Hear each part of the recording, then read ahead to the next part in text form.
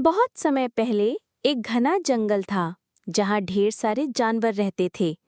हिरन, बंदर, लोमड़ी, हाथी और बहुत सारे पक्षी। उस जंगल में एक शेर रहता था जिसका नाम था बब्बर। बब्बर शेर जंगल का राजा था, लेकिन वो बहुत ही घमंडी और क्रूर था। वो हर दिन एक जानवर को मार कर खाता था।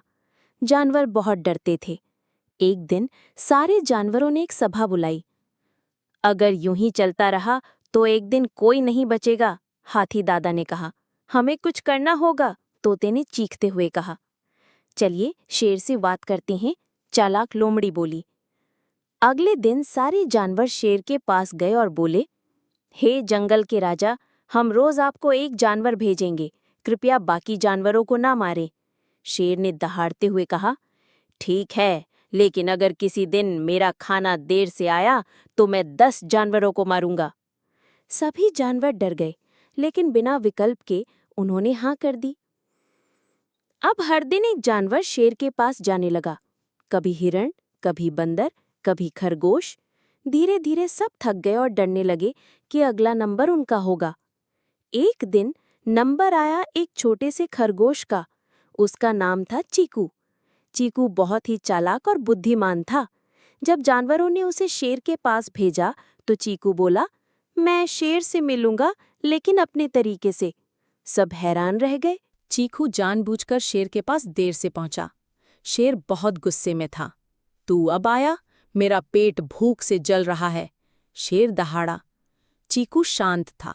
उसने झुककर कहा, हे जंगल के राजा, मैं समय पर आ रहा था, लेकिन रास्ते में एक और शेर ने मुझे रोक लिया। उसने कहा कि वो असली राजा है और उसने मुझे खाने की कोशिश की। क्या? इस जंगल में दूसरा शेर? बब्बर शेर गुस्से से कांपने लगा। हाँ महाराज, चीकू बोला। उसने कहा कि आप बूढ़े हो गए हैं और अब वो राजा है। शेर ने दहाड़ते हुए कहा, मुझे उस दुस्साहसी से मिलवाओ, अभी के अभी। चीकू बोला, ठीक है, वो एक गुफा में रहता है, चलिए मेरे साथ। चीकू शेर को एक गहरी गुफा के पास ले गया।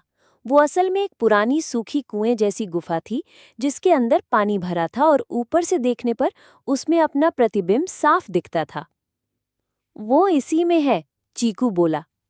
शेर ने झांक कर देखा और कुएं में उसे एक और शेर दिखा, दरअसल उसका ही प्रतिबिंब।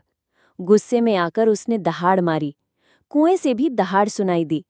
तो ये मुझसे जवाबी दहाड़ता है? शेर और भी भड़क गया। वो जोर से कुएं में कूदा, अपने ही प्रतिबिंब से लड़ने। लेकिन जैसे ही वो कूदा, वो पानी में गिरा और डूब गया। जंगल का अत्याचारी राजा खत्म हो गया। इस कहानी से ये पता चलता है कि बुद्धि और धैर्य से सबसे बड़ी मुश्किल भी हल हो सकती है।